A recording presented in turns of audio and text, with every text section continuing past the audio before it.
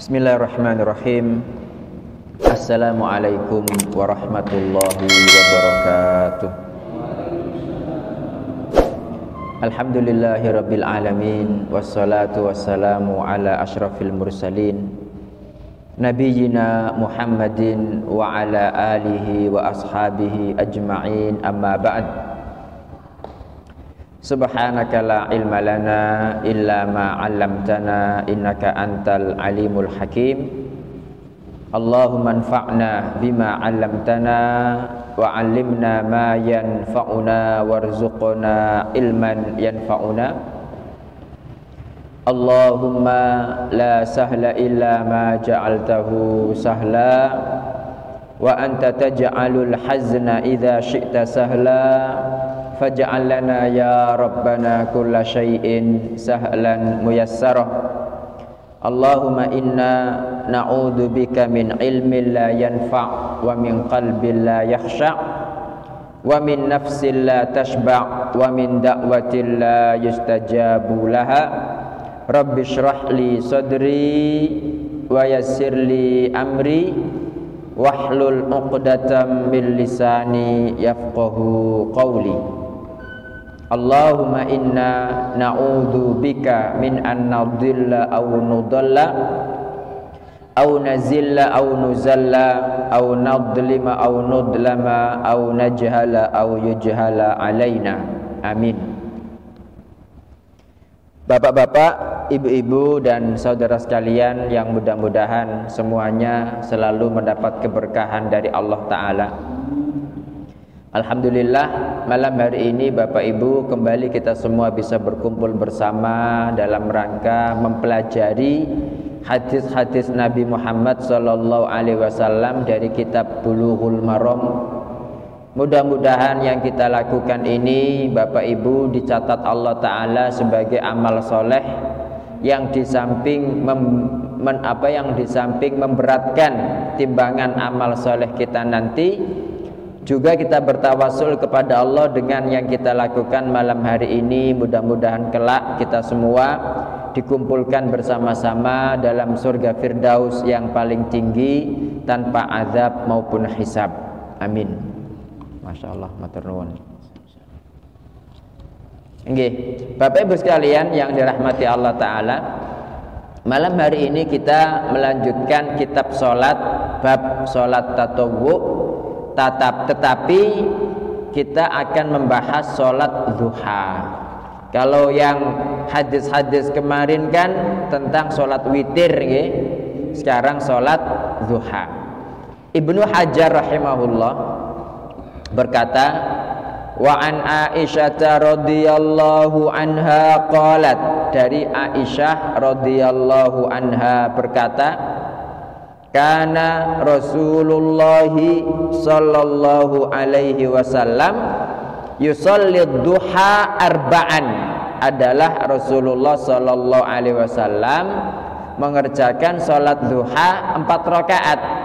Wa yazidu masya Allah, dan beliau menambah sesuai yang dikehendaki Allah Ta'ala. Nggih. Jadi ini menunjukkan bahwa sholat duha disyariatkan, betul? Disyariatkan. Kenapa? Karena Rasul Shallallahu Alaihi Wasallam, kata Aisyah, mengerjakan sholat duha 4 rakaat dan menambah sesuai dengan yang dikehendaki Allah Ta'ala. 4 rakaat di sini Bapak Ibu, apakah dengan 1 salam? Tidak, dengan 2 kali salam. Karena kan ada hadis sholatul laili mathna mathna, ya kan, sholat malam 2 rakaat salam, 2 rakaat salam. Itu dalam riwayat lain sholatul laili wan nahar. Jadi sholat malam dan sholat siang itu adalah 2 rakaat salam, 2 rakaat salam. Jadi meskipun ada yang namanya qobliyah zuhur, berapa rakaat Bapak Ibu qobliyah zuhur? Pinten Pak? 4. Nah itu cara mengerjakannya adalah 2 rakaat salam, 2 rakaat salam.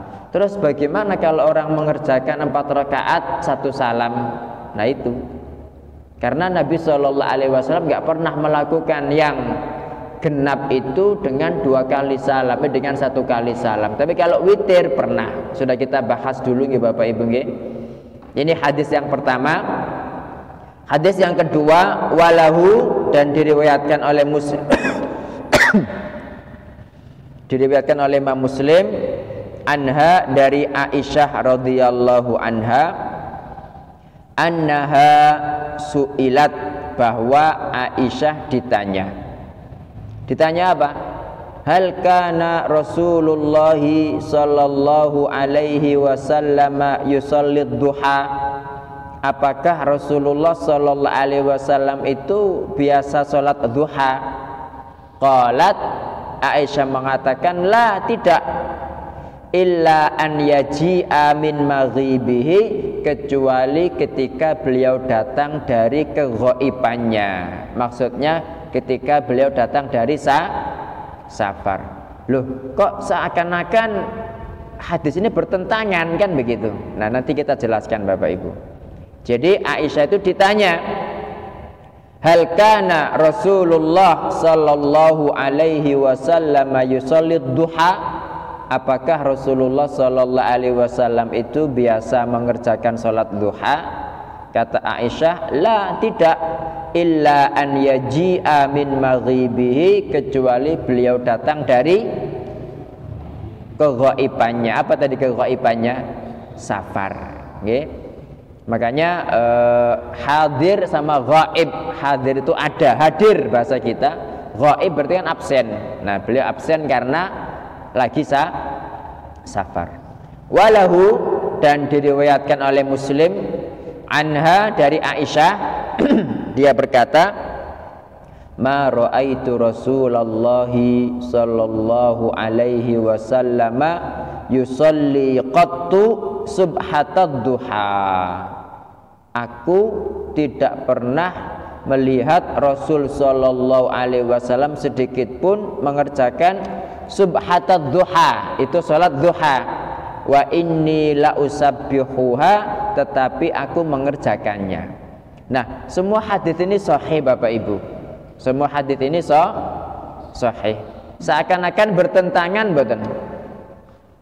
Halo? Seakan-akan bertentangan. Tapi yakinlah Bapak Ibu, sebagaimana yang dikatakan Ibnu Khuzaimah, beliau mengatakan jika ada 2 hadis yang sama-sama sahih, kemudian seakan-akan bertentangan, bawa ke saya, kata beliau gitu, pasti nanti tak kombinasikan. Karena memang hadis itu Pak, kalau sahih nggak mungkin bertentangan dengan Quran, nggak mungkin satu sama lain saling bertentangan. Kenapa? Karena satu sama lain itu menafsirkan, gitu loh, menafsirkan. Dan kadang-kadang itu penjelasan sesuai dengan kondisi. Mungkin pas waktu itu memang seperti itu, mungkin kondisi yang lain berbeda, kan begitu, nggih? Ya. Jadi Bapak Ibu sekalian yang dirahmati Allah Ta'ala, 3 hadis ini semuanya berkaitan dengan hukum sholat apa? Sholat duha. Sholat duha. Jadi sholat duha itu hukumnya sunnah. Nah, banyak sekali dalilnya Bapak Ibu. Di antaranya hadis yang diriwayatkan Imam Ahmad dan Imam Muslim dari Abu Hurairah radhiyallahu anhu, berkata Abu Hurairah, ausani khalili Rasulullah sallallahu alaihi wasallam bi thalathin. Khalili, kekasihku, yaitu Rasulullah sallallahu alaihi wasallam, memberiku wasiat 3 perkara. Apa Bapak Ibu ada yang tahu? Wasiat 3 perkara itu apa? Dalam salat napa? Bismillah. Memberi wasiat 3 perkara. Nggih. Jadi Abu Hurairah itu berkata, ausani khalili Rasulullah sallallahu alaihi wasallam bi thalath. Kekasihku Rasulullah sallallahu alaihi wasallam memberiku wasiat 3 perkara. Lan ada'ahunna hatta amut, yang aku tidak akan meninggalkannya sampai aku mati. Pernah dengar? Belum ya? Bismillah. Dalam meminta maaf. Dalam bayar utang. Iya, 3 perkara nggih. Yang pertama itu siyamu thalathati ayyamin min kulli syahr. Berpuasa 3 hari tiap bulan. Nggih. Pokoknya tiap bulan itu Bapak Ibu panjenengan berpuasa 3 hari. Berpuasa 3 hari. Itu sebetulnya bisa kapan saja. Pokoknya 1 bulan. Tetapi yang paling afdol tadi itu ayyamul bid, yaitu malam, yaitu tanggal 13, 14, 15 setiap bulan Hijriah. Dan itu dalam satu hadis itu Bapak Ibu adalah seperti seperti puasa 1 tahun.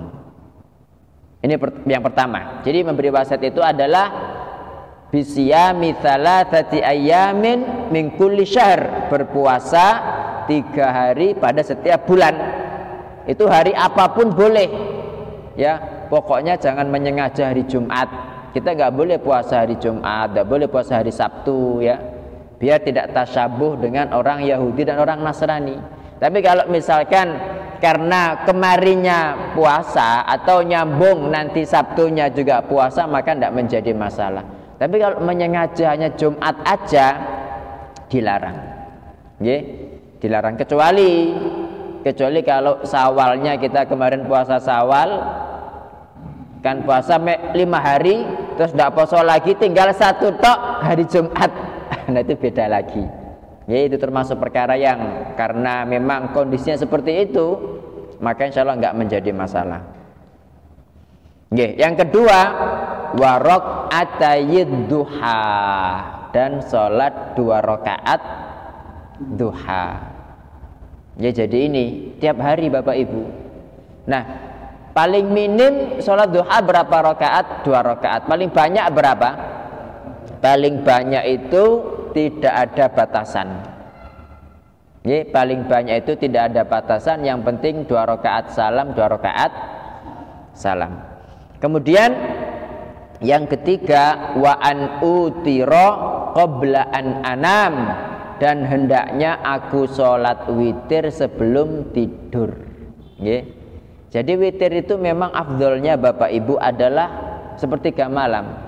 Tapi kan kondisi orang kan beda-beda. Ada yang mudah bangun jam 3 karena dia habis isya wis tidur. Ada orang yang baru tidur itu jam 12 Pak, mungkin karena faktor pekerjaan dan lain sebagainya.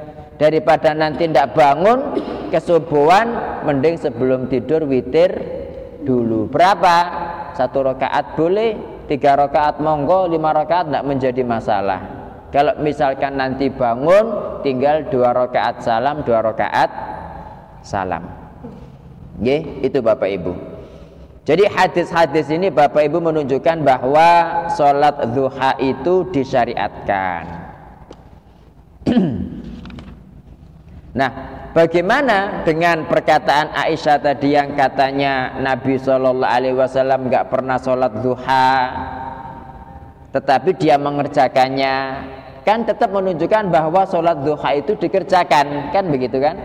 Karena dia mengerjakan, kan begitu. Dan tentunya ketika Aisyah mengerjakan sholat duha, pasti Nabi SAW tahu. Ketika beliau diam saja, berarti itu adalah disyariatkan. Lah terus bagaimana kok Aisyah mengatakan aku nggak pernah melihat Rasul SAW sholat duha? Nah itu kan dibantah juga dengan hadis sebelumnya yang juga Aisyah, katanya Nabi SAW sholat duha 4 rakaat. Nah kemungkinan yang pada waktu Aisyah mengatakan aku nggak melihat Rasul SAW sholat duha sama sekali, itu mungkin pas kondisi ketika Nabi nggak di rumah, atau mungkin ketika Nabi di mana dan Aisyah tidak tahu, sehingga dia nggak melihat Nabi SAW mengerjakan sholat duha. Jadi ini kondisi itu berbeda-beda Bapak Ibu.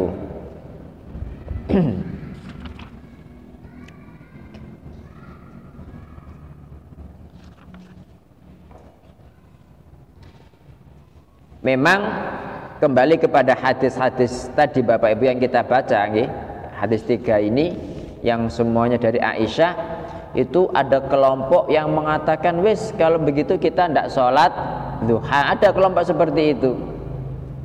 Kemudian ada kelompok kedua yang mengatakan enggak, kita harus mengerjakannya ya tiap hari 2 rakaat minimal. Nah ini yang benar begitu. Kalau meninggalkan sama sekali ya enggak, karena kan Nabi SAW berwasiat kepada siapa tadi Bapak Ibu? kepada Aisyah yang 3 perkara tadi loh, kepada Abu Hurairah radhiyallahu an.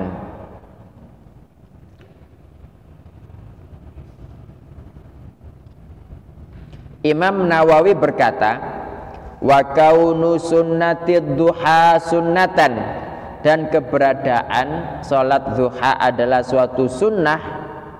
Sunnah itu apa Bapak Ibu? Jika dikerjakan mendapat pahala, jika ditinggalkan tidak berdosa, tapi hitung-hitungannya kan rugi gitu loh. Oke? Wa kaunu sunnatid duha sunnatan, dan keberadaan sholat duha itu adalah sunnah, kata Imam Nawawi, huwa madhabu jumhuris salaf, itu adalah madhab mayoritas ulama salaf. Begitu. Nah, kemudian di sini Bapak Ibu, hadis berikutnya ini malah menguatkan, ya malah menguatkan.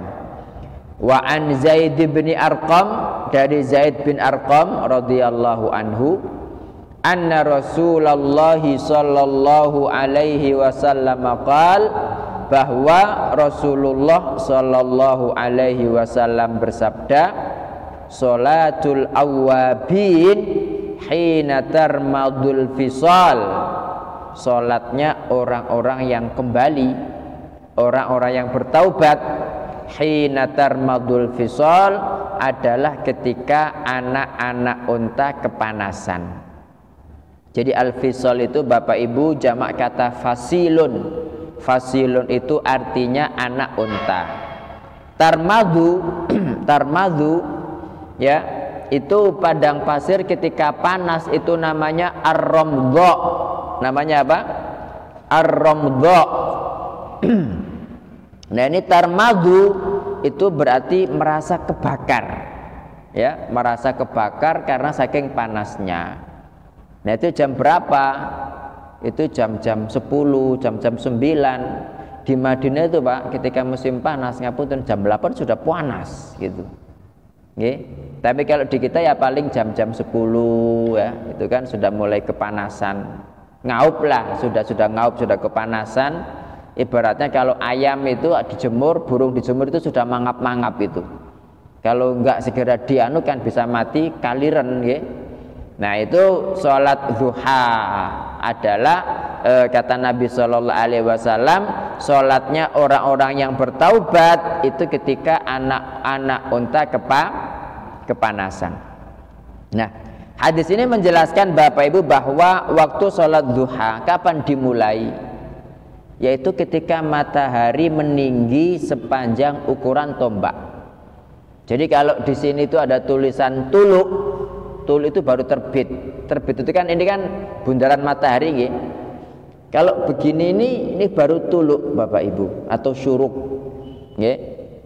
Nah ini ditunggu dari tuluk ini kira-kira 15 menit atau 10 menit. Ini nanti sudah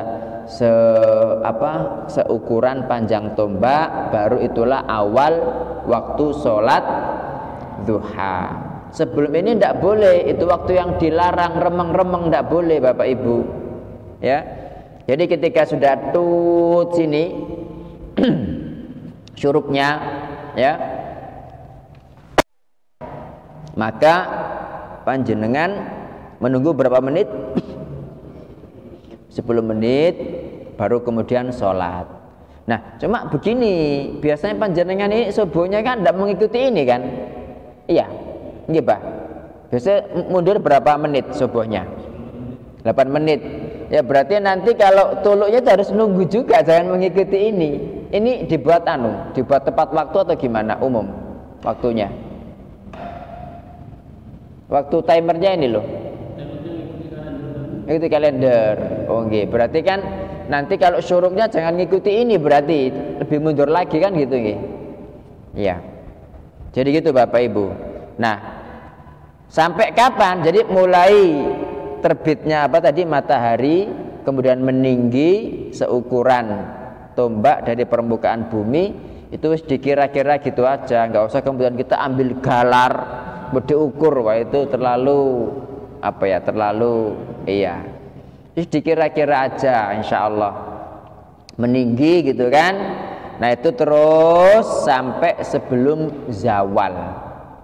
Zawal itu apa? Sebelum tergelincirnya matahari ke arah barat. Jadi ini kan matahari kan di tengah-tengah, yang bayang-bayang itu kita injak Bapak Ibu. Ini kalau dia kemudian tergelincir ke sini, itu sudah datang waktu sholat zuhur. Jadi kita perkirakan kalau misalnya zuhur itu setengah 12 pas, berarti paling 10 menit sebelum itu sudah habis waktu duha. Berarti jenengan jam 11 sholat duha boleh, masih boleh. Nggih. Insyaallah begitu Bapak Ibu. Nah, hadis yang bersama kita ini Bapak Ibu menunjukkan bahwa waktu yang paling afdol untuk mengerjakan sholat duha, paling afdol berarti paling banyak pahalanya adalah ketika panas-panasnya matahari.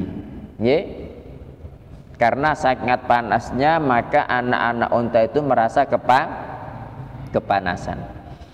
Kenapa sholat duha disebut dengan sholatul awwabin? Ya, li'annahum abu, karena mereka kembali, warohalu ila ta'atillah, dan berangkat menuju ketaatan kepada Allah Subhanahu wa ta'ala di waktu semua orang sibuk dengan perdagangan mereka, dengan pekerjaan mereka, dengan pertanian mereka. Ini menyempatkan diri untuk sholat duha. Gitu Bapak Ibu. Nah, kalau ada yang mengatakan, loh bukannya sholat awabin itu setelah maghrib, itu nggak ada dasarnya.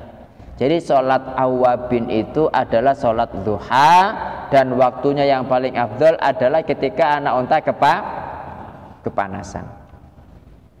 Kemudian hadis berikutnya, wa an Anasin radhiyallahu anhu qal, dari Anas radhiyallahu anhu berkata, qala Rasulullah sallallahu alaihi wasallam, Rasulullah sallallahu alaihi wasallam bersabda, man shollat duha thintai asyrata rakaatan, barang siapa sholat duha 12 rakaat,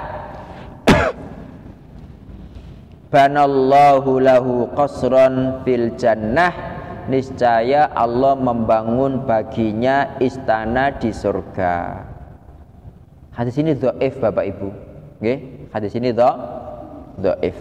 Tetapi menjadi kuat dengan hadis-hadis lain yang mendukung gitu. Jadi memang sanadnya dhaif tapi maknanya sahih gitu. Sanadnya dhaif tapi matanya sahih, sehingga bisa dikatakan hasanun li ghairihi. Jadi hadis ini hasan karena dia dikuatkan oleh hadis-hadis yang lain. Jadi boleh diamalkan. Misalkan panjenengan sehari semalam itu kan kadang-kadang kan tidak sempat ya sholat 12 rakaat. Yang 2 rakaat sebelum subuh, 4 rakaat sebelum zuhur, ya, 4 rakaat setelah zuhur atau 2 rakaat, kemudian 2 setelah maghrib, 2 setelah isya. Kadang-kadang tidak bisa, bisanya duha, tidak apa-apa. Kita pengen bangun istana gitu kan, qasar itu istana, dengan sholat duha 12 rakaat, gitu Bapak Ibu.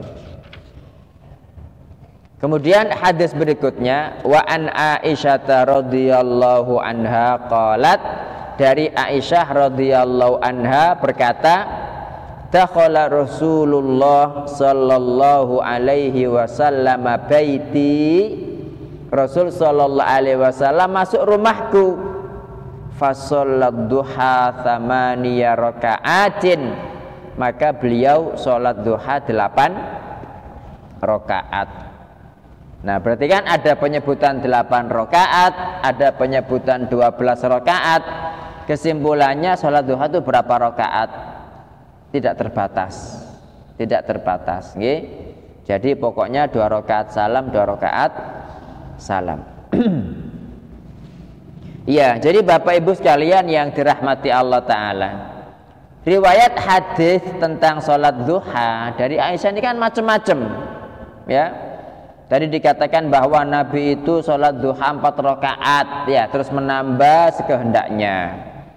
Kemudian di sini Nabi Shallallahu Alaihi Wasallam sholat duha berapa rakaat? 8 rakaat. Kemudian ada riwayat bahwa Nabi Shallallahu Alaihi Wasallam tidak sholat duha kecuali ketika pulang dari safar. Kemudian riwayat mengatakan aku nggak pernah lihat Nabi itu sholat duha, tapi aku melakukannya, kan begitu. Nah ini Bapak Ibu, ini hadisnya semua sahih gitu loh. Hadis ini semuanya adalah sahih, tetapi intinya semuanya menegaskan bahwa sholat duha itu disyariatkan. Adapun beda-bedanya Aisyah menyampaikan itu kan tergantung kepada kondisi saat itu.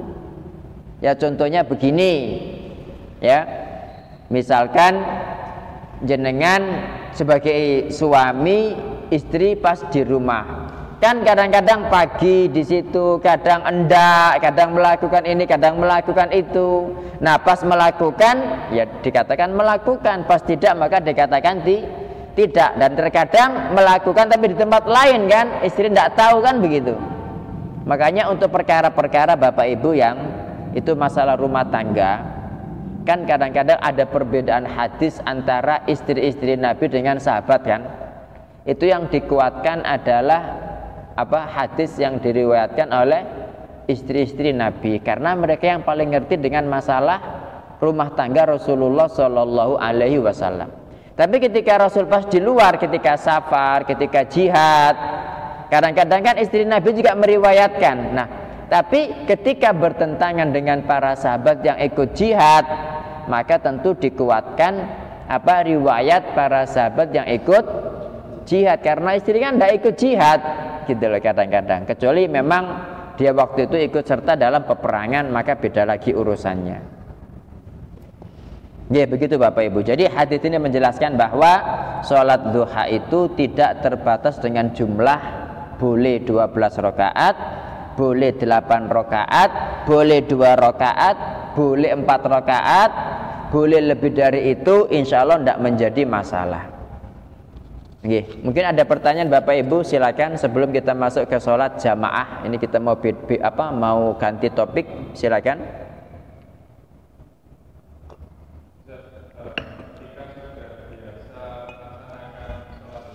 Karena suatu hal misal lupa ataupun ada suatu risikonya tidak ditinggalkan, itu hingga waktunya habis. Apa? Hingga waktunya habis. Saya pernah mendengar ada istilahnya diperbolehkan untuk Iya, jadi kalau ini kan pertanyaannya, kita tuh biasa rutin tidak pernah meninggalkan sholat duha misalnya, atau sholat 12 rakaat rawatib begitu, atau sholat malam kita nggak pernah meninggalkan. Terus ada suatu hari yang kita itu mungkin kesibukan, kecapean, lupa gitu, apakah perlu diqadha? Perlu. Jadi kalau kita memang itu sudah kebiasaan kita, maka perlu diqadha, ya, maka perlu diqadha. Tapi kalau kita tidak biasa melakukan, pengen melakukan nggak jadi, ya nggak usah gitu kan. Nah kenapa seperti itu? Karena Nabi Shallallahu Alaihi Wasallam kan ada riwayat beliau itu sholat sunnah setelah asar, kan, setelah sholat asar, padahal beliau melarang. Nah itu rupanya beliau itu biasanya sholat ba'diyah zuhur, cuman pada suatu ketika beliau nggak sempat mengerjakan karena mendamaikan di antara kabilah yang lagi bersengketa, maka Nabi ingatnya setelah asar, beliau pun mengerjakan setelah asar. Dan juga bagi orang yang biasa mengerjakan sholat witir, ya, kalau dia sudah istiqomah tiap malam mengerjakan sholat witir, suatu ketika kok lupa, ingatnya waktu duha, maka diqadha Bapak Ibu. Kalau biasanya 3 rakaat, maka mengerjakan sebagai qadha itu 4 rakaat 2 kali salam. Kalau biasanya 5, maka diqadha 6 rakaat. Kalau biasanya 1 rakaat, lo boleh tak witir 1 rakaat, boleh, tidak apa-apa, daripada tidak belas, ya kan, mending 1 tiap hari kan gitu. Nah, kalau kemudian nggak mengerjakan, maka diqadha pada waktu duha 2 rakaat. Insya Allah begitu. Ya, jadi kalau memang kebiasaan kita itu bagusnya diqadha, ya, bagusnya diqadha. Apakah wajib? Ya enggak, wong itu kan sholat sunnah. Sunnah itu bukan wajib. Nggih. Dan kita jangan pernah sampai menyia-nyiakan wajib demi apa?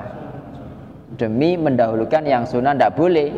Wajib tetap wajib. Mending kita nggak pakai sholat sunnah tapi wajib yang paling utama, daripada lebih mengutamakan yang sunnah kemudian yang wajib terlantar. Begitu Bapak Ibu. Ada lagi, monggo silakan. Nggih.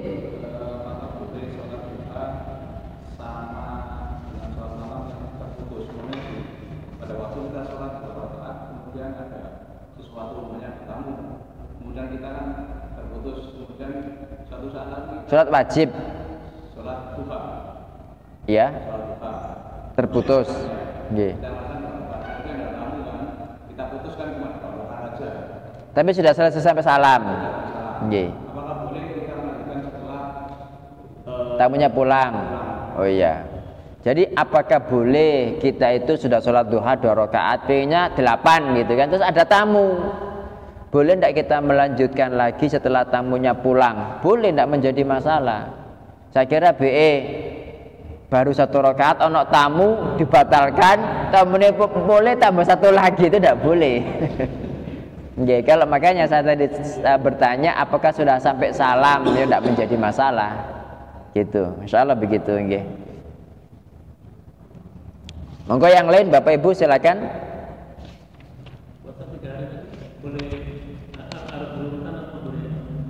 Yang mana? Iya. Jadi yang paling afdal itu tanggal 13, 14, 15 berurutan.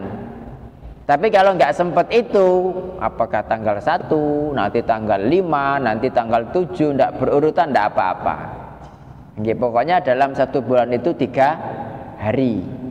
Nggih. Tapi yang paling afdal tanggal 13, 14, 15. Kan kadang-kadang orang itu kan beda Bapak Ibu. Kalau iklim di Masjid Nabawi, di Masjidil Haram, itu kan kelihatan sekali gitu loh. Jadi orang tuh pada puasa semua, Senin Kamis itu pasti banyak hidangan itu di dalam Masjid Nabawi, Masjidil Haram. Memang untuk nyediain orang-orang yang berpuasa. Bahkan di Madinah itu, di Masjid Nabawi itu tiap hari itu ada buka puasa. Nah itu kenapa kok tiap hari? Katanya untuk menyediai orang yang sehari puasa, sehari ndak gitu loh Pak. Jadi kalau misalkan ada orang tinggal di Masjid Nabawi, nggak ada rumah, nggak ada hotel, nggak ada ngasih makan, insya Allah nggak akan mati. Apalagi ada air Zam-Zam kan. Abu Dzar itu kan ketika di Makkah mau berjumpa Nabi SAW kan lama Bapak Ibu. Itu karena takut, ya, karena diancam kan. Itu selama di Makkah hanya minum air Zam-Zam tok, itu gemuk dia. Makanya kan ada hadis ma'u Zam-Zam lima syuriba minhu. Air Zam-Zam itu tergantung untuk apa diminum. Jadi kalau diminum niatnya biar gemuk, biar menghilangkan dahaga hilang. Niatnya biar hilang laparnya, hilang. Niatnya biar hilang jinnya, hilang. Niatnya biar sembuh penyakitnya, ya, hilang. Karena memang itu keutamaan air Zam-Zam, okay? Air Zam-Zam. Itu Bapak Ibu. Oke, kita lanjutkan Bapak Ibu sekarang hadis tentang sholat berjamaah dan imamah. Saya bacakan an Abdullah bin Umar radhiyallahu anhuma. Dari Abdullah bin Umar radhiyallahu anhuma, anna Rasulullah sallallahu alaihi wasallam qala, bahwa Rasulullah sallallahu alaihi wasallam bersabda, sholatul jama'ati afdalu min sholatil fadzi bisab'in wa ishrina darajah. Sholat berjamaah lebih utama daripada sholat sendirian dengan 27 derajat. Jadi ini riwayat muttafaqun alaih dari Abdullah bin Umar. Sementara muttafaqun alaihi juga dari Abu Hurairah radhiyallahu an. Kalau tadi 27, yang ini 25 bagian ya. Jadi sholatul jama'ati afdalu min sholatil fadhi bi khamsin wa ishrina juz'an gitu. Jadi sholat berjamaah lebih afdal dari sholat sendirian dengan 25 bagian. Jadi intinya begitu Bapak Ibu. Insya Allah maknanya itu sama, intinya sholat berjamaah lebih banyak pahalanya daripada sholat sendirian. Tapi kadang-kadang begini Bapak Ibu, kita tuh pengen mendapat pahala jamaah gitu loh. Nah rupanya ketika kita di masjid cepet sholatnya, terutama rakaat ketiga dan keempat, kita pengen baca Al-Fatihah sampai genap, baru iyyaka na'budu wa iyyaka nasta'in, imamnya sudah ruku. Kita mau jangkepkan balapan, ketika ruku mungkin dia sudah sujud gitu kan imamnya. Nah kalau kita mengikuti imamnya, wah kita nggak baca Fatihah sampai sempurna, padahal Fatihah itu adalah rukun. Kalau ditinggalkan sholat tidak sah. Nabi sallallahu alaihi wasallam mengatakan la sholata liman lam yaqra bi fatihatil kitab. Tidak sah sholat bagi orang yang tidak membaca Fatihatul Kitab. Jadi hati-hati Pak. Mending kalau panjenengan ingin mendapat jamaah, terus kemudian loh kok nggak sempet baca Fatihah sempurna, baru iyyaka na'budu wa iyyaka nasta'in ruku imamnya, ya setelah salam jenengan sholat lagi sendiri, ya.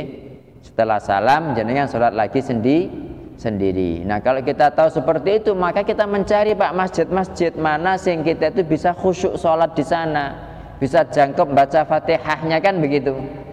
Adapun masjid yang sholatnya cepat, ya kita jangan ke sana, ya, nanti balapan lagi begitu. Nggih. Dalam? Iya, ya kalau memang secara pengalaman seperti itu, ya mending jangan ikut jamaah. Ketika misalkan zuhur setengah 12, nanti sekiranya orang sudah pada buyar, kita jam 12 itu baru kita mampir sholat gitu.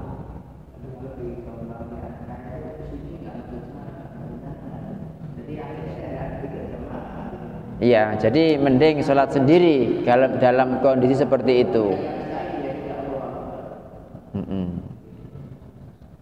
Iya.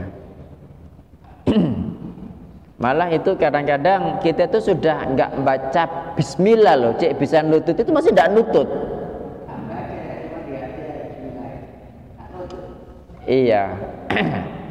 Ya, jadi Al-Fatihah itu penting Bapak Ibu nggih. Jadi jangan sampai kita itu sholat Fatihahnya ndak jangkep.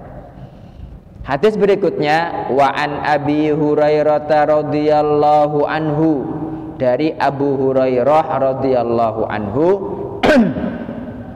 anna Rasulullah sallallahu alaihi wasallam qala, bahwa Rasulullah sallallahu alaihi wasallam bersabda, walladzi nafsi biyadihi, demi Rabb yang jiwaku dalam tangannya. Berarti ini Nabi Muhammad bersumpah dengan apa? Dengan sifat Allah Ta'ala, yaitu dengan tangan. Ini menunjukkan bahwa Allah punya tangan, Bapak Ibu. Nggih. Seperti apa tangan Allah? Laisa kamitslihi syai'. Allah tidak serupa dengan siapapun. Wa huwas samiul basir, dan Allah Maha mendengar, Maha melihat.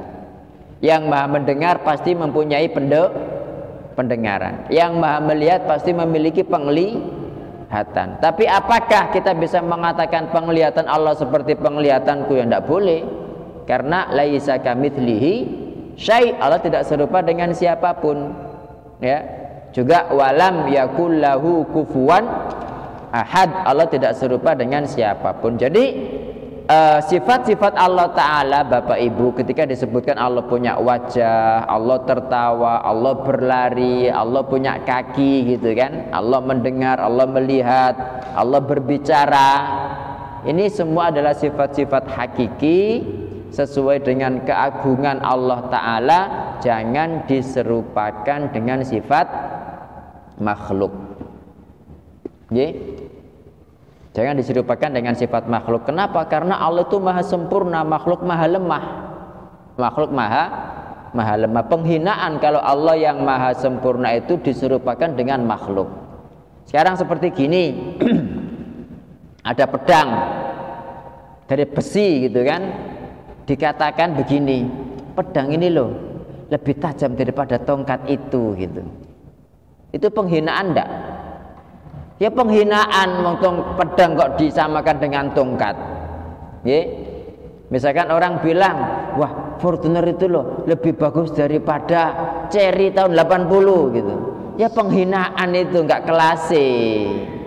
Fortuner itu ya kelasnya Pajero gitu. Nah ini Cherry.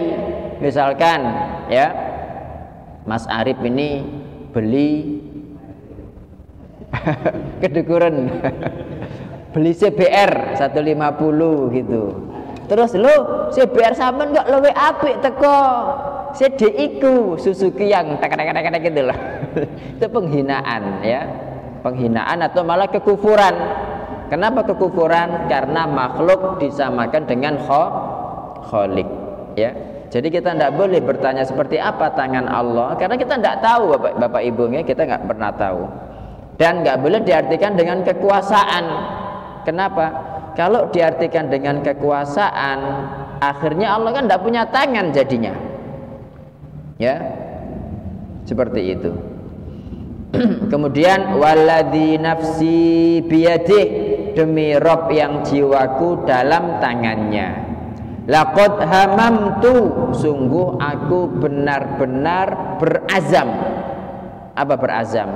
Berkeinginan kuat an amura bihatobin fayuh tatob ya, untuk memerintah seseorang mengumpulkan kayu, kemudian kayu dikumpulkan, thumma amura bisolati fayu'adzan laha, kemudian aku memerintahkan sholat untuk dikumandangkan adzannya, thumma amura rajulan faya umman nas, kemudian aku memerintah seseorang untuk mengimami manusia, thumma ukhalifa ila rijalin, kemudian aku pergi mendatangi orang-orang la yashhaduna sholata, yang tidak menghadiri sholat, fa uharriqa alaihim buyutahum, kemudian aku bakar atas mereka rumah-rumah mereka.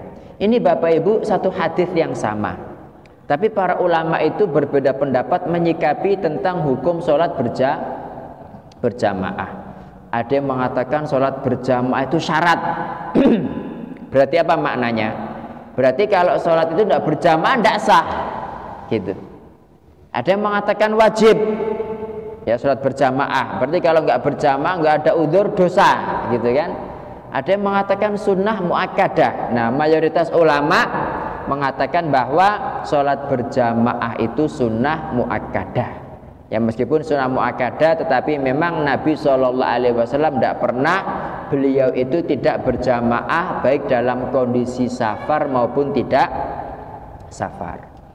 Nah Dari sini Bapak Ibu itu para ulama mengatakan loh berarti sholat berjamaah itu wajib hukumnya. Nah buktinya itu loh Nabi itu mau membakar mereka yang nggak ke masjid gitu kan, mau membakar. Sementara yang bilang sunnah muakkadah, lah kalau kalau memang wajib itu loh Nabi malah ndak ikut berjamaah, ya kan?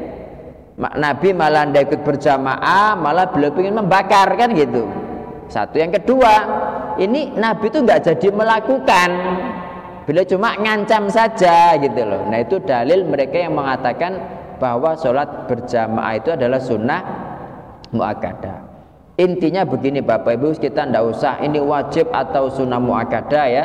Intinya kita kalau bisa setiap sholat itu diusahakan berjamaah di masjid gitu kan, berjamaah di masjid. Kemudian Nabi melanjutkan, walladzi nafsi biyadihi, demi Rob yang jiwaku dalam tangannya, lau ya'lamu ahaduhum, sekiranya seseorang dari mereka tahu, annahu yajidu arqan saminan, bahwa dia itu akan mendapat sampil yang gemuk. Tahu sampil nih? Sampil kambing ya, yang ya. Arkon saminan, tulang yang penuh dengan daging. Kalau ayam itu pahanya gitu kan. Ya, sampil yang gemuk. Au mirmataini hasanatain, atau mirmatain itu adalah yang diantara dua rusuk kambing. Jadi daging diantara dua rusuk. Daging apa itu? Halo? Artinya apa itu artinya? Mirmata ini iga. Jadi kayak iga apa? Soto iga nggih. Jadi au mirmataini hasanataini, atau iga tadi yang indah, la syahidal isya'a, pasti dia mendatangi sholat isya. Jadi Bapak Ibu yang dirahmati Allah Ta'ala, sifat orang bertakwa dalam surat Al-Baqarah itu kan pertama kali hudalil muttaqin, kata Allah ya, petunjuk bagi orang-orang bertakwa. Siapa mereka? Adalah alladzina yu'minuna bil ghaib, yaitu orang-orang yang mengimani perkara ghaib. Jadi memang yang mendorong orang kan baru kemudian alladzina yu'minuna bil ghaibi, baru kemudian wa yuqimuna sholata, mendirikan salat, wa mimma razaqnahum yunfiqun, dan mereka menginfakkan sebagian rezeki yang kami berikan kepada mereka. Jadi pemicu orang untuk senantiasa sholat, untuk senantiasa infak itu ketika dia punya iman kepada yang ghaib, bahwa Allah pasti memberiku pahala besar gitu. Makanya ketika iman kepada yang ghaib ini hilang, surga ndak ngerti, neraka juga ndak tahu, akhirnya yang dia jadikan cita-cita itu yang kelihatan aja. Ngapain aku sholat, ini anak kerja, timbangan aku tambah berkurang bayaranku misalnya, ya kan? Makanya tukang-tukang bangunan itu ada yang sholat, tidak ada yang sholat. Jumatan tidak Jumatan, ya Allah gitu. Gitu loh Allah Subhanahu Wa Taala itu Bapak Ibu ya. Gitu masih sedikit rezeki mereka itu. Ada tukang yang sholat, coba 1001 ada, tapi jarang sekali. Rata-rata ndak sholat, ndak Jumatan gitu kan, ya apa ndak? Bahkan padahal itu bangun masjid gitu, pas wae adzan itu lo nggak sholat Pak. Itu kewajiban takmir itu untuk mendakwai mereka biar sholat gitu kan. Mau sholat aja itu loh, cek sulit deh.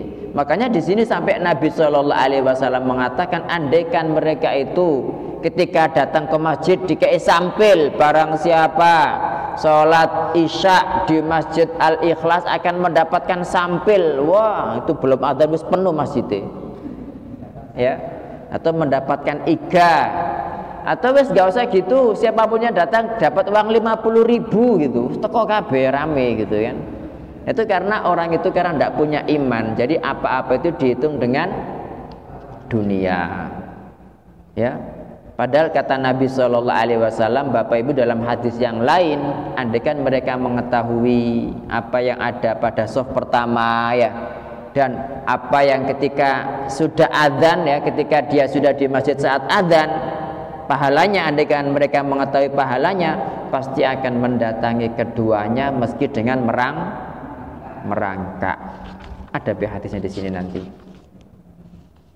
Jadi ini penjelasan tentang hukum sholat berjamaah. Ada yang mengatakan wajib, ada yang mengatakan sunnah muakkadah. Yang paling kuat itu Bapak Ibu. Kalau mayoritas ulama sunnah muakkadah.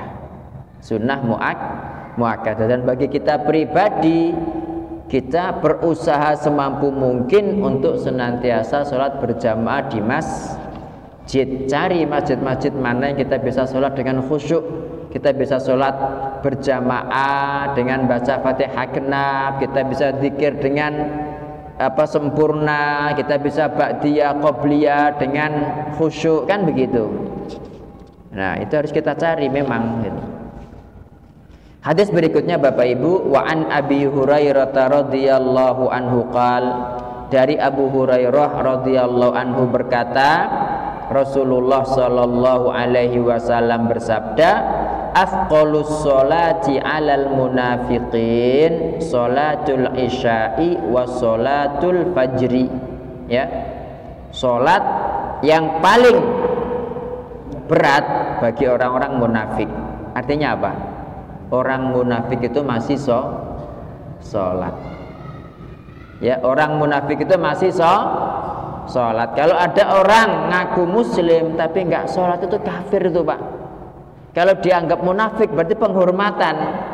Kenapa? Karena orang munafik masih sholat. Buktinya Nabi mengatakan sholat yang paling berat atas orang munafik adalah sholat isya wa sholatul fajr, dan sholat fajar. Walau ya'lamun ma fihima, andaikan mereka mengetahui apa yang ada pada keduanya, pahala maksudnya, la atauhuma walau habwan, pasti mereka mendatangi keduanya meski dengan merangkak. Ya. Nah, nanti ada riwayat lain itu yang itu shaf pertama dan datang ketika azan, gitu Bapak Ibu.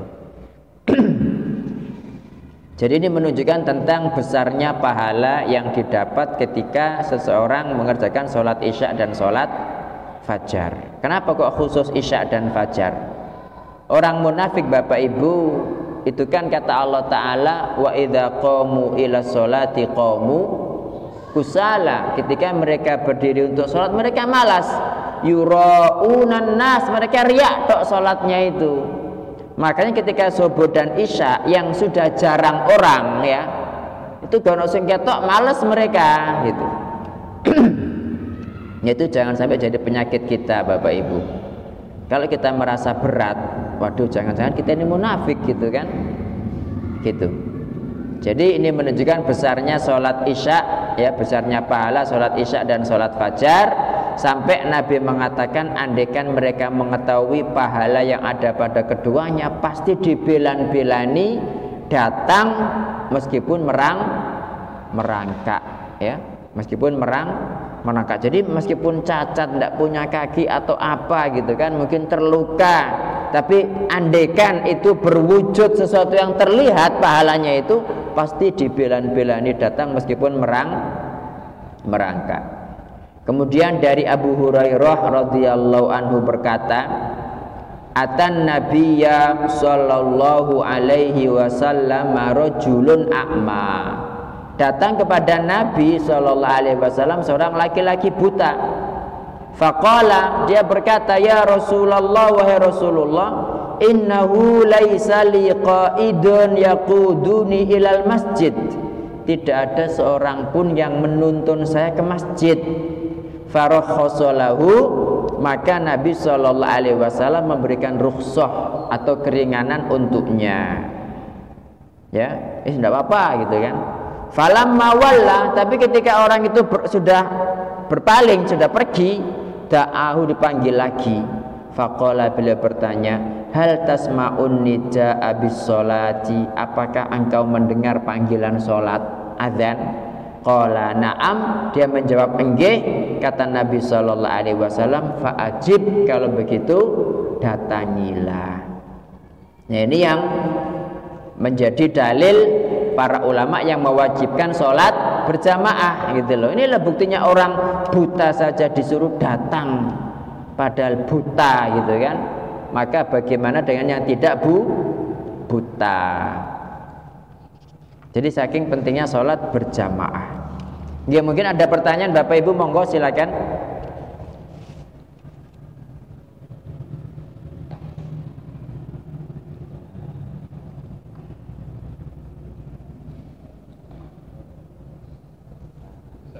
Monggo, nggih.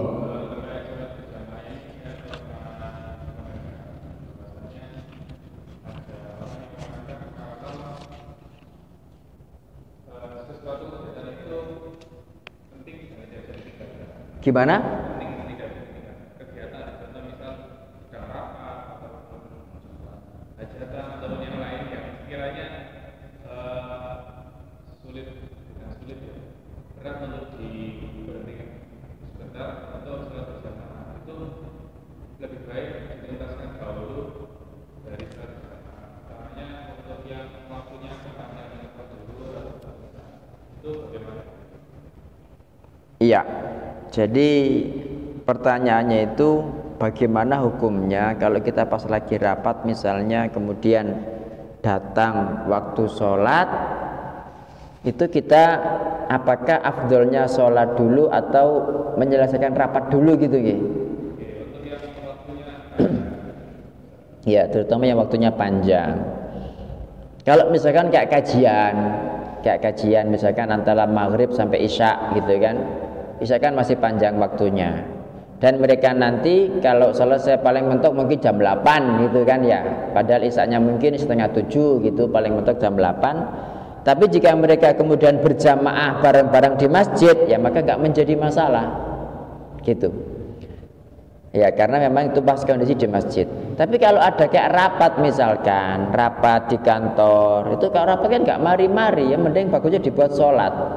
Kemudian bagi orang kadang-kadang begini Bapak Ibu, kayak hajatan, apalagi perempuan yang dirias, kalau lagi haid gitu tidak menjadi masalah gitu kan. Tapi kalau pas tidak haid, ojo wudu luntur kabeh misalkan begitu ya. Atau orang yang lagi kurban, ya pas Idul Kurban itu kan bagian etet-etet itu ya memang anjirnya dia tidak sholat Pak gitu. Hati-hati Bapak Ibu, jadi kalau panjenengan nanti pas Idul Kurban, tukang jagalnya itu harus orang yang sholat. Karena apa? Karena orang yang tidak sholat ya, itu nanti sembeliannya tidak halal. Kalau mereka neteli, beteti, nguliti tidak menjadi masalah ya. Tapi kalau nyembelih jangan. Kalau nyembeli jangan, usahakan sing nyembeli itu sing sholat lah, disembeli seret mari biar mereka nanti mengeksekusi kan begitu ya. Jadi wallahu a'lam, menurut saya kalau perkara-perkara yang itu adalah urusan dunia, sholat itu adalah sesuatu yang paling penting. Ketika Nabi ditanya ayyul amali ahabbu ilallah, amal apa yang paling dicintai oleh Allah, bila mengatakan as-sholatu ala waqtiha, sholat tepat waktu. Berarti maknanya apa? Kebalikannya apa? Perkara yang paling dibenci Allah apa? Adalah yang nunda-nunda sholat. Makanya fawailul lil musallin, kebinasaan bagi orang-orang sholat, yaitu alladzina hum an sholatihim sahun, yaitu orang-orang yang lalai terhadap sholatnya. Dan makna lalai di sini itu menunda-nunda sholat tanpa ada uzur, ya. Dan kalau misalnya rapat, meskipun waktunya panjang habis isya gitu kan, tapi orang-orang pada sholat di masjid gitu kan, yang mending jamaah dulu. Yang mudah-mudahan dengan kita menghadap Allah Ta'ala dulu nanti mendapat keberkahan, sehingga dalam rapat itu segera mendapat solusi kan begitu. Ya, jadi kita jangan gampangan masalah sholat. Insya Allah begitu. Wallahu ta'ala a'lam. Mungkin ada lagi yang ditanyakan Bapak Ibu? Monggo.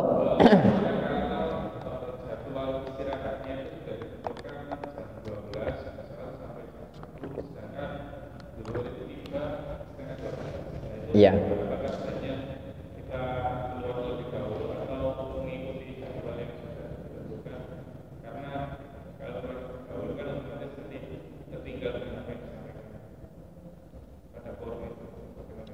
Ya kalau seperti itu mungkin tidak menjadi masalah. Ya mungkin tidak menjadi masalah. Ya karena kan memang ada waktunya dan memang kondisinya bekerja. Tapi kalau bisa, kita itu kalau sebagai seorang muslim itu kan mencari pekerjaan yang bisa sholat tepat waktu gitu.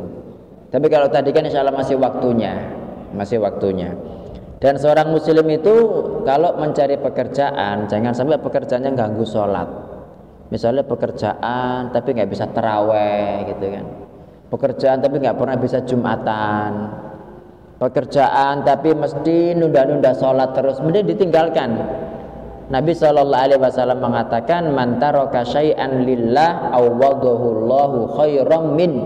Barang siapa yang meninggalkan sesuatu karena Allah, pasti diganti Allah dengan sesuatu yang jauh lebih baik. Ya, insyaallah begitu. Oke, sampai di sini Bapak Ibu, terima kasih atas perhatiannya. Kurang lebihnya saya mohon maaf. Jika ada yang benar itu semata-mata dari Allah Ta'ala. Jika ada yang salah dari saya sendiri, semoga Allah segera membenarkan yang salah. Terima kasih dan mohon maaf. Subhanakallahumma wa bihamdik, asyhadu an la ilaha illa anta, astaghfiruka wa atubu ilaik. Wassalamualaikum warahmatullahi wabarakatuh.